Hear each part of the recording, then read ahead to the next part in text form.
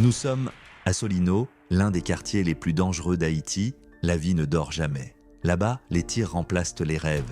Et chaque jour ressemble à une bataille silencieuse pour simplement rester en vie.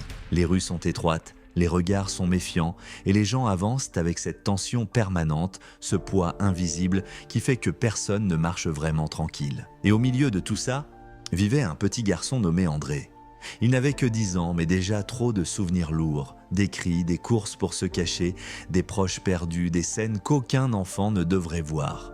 Mais malgré tout ça, André n'avait qu'un rêve, sortir sa mère de ce quartier, sortir de ce chaos, coûte que coûte.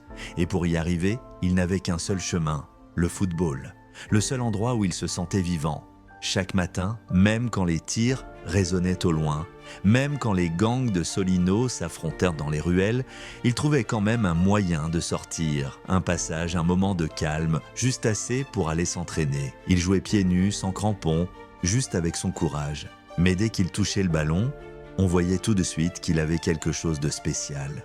Et lui, c'était le seul moment où il sentait son cœur respirer. Un jour, pendant un petit championnat de quartier, alors qu'il driblait avec sa rage et son espoir, quelque chose s'est passé. Un homme qu'il ne connaissait pas encore l'observait depuis le bord du terrain. Un homme qui allait changer sa vie. Ce jour-là, la vie d'André allait basculer. Si tu veux la partie 2, abonne-toi et dis-le moi en commentaire. La suite arrive bientôt.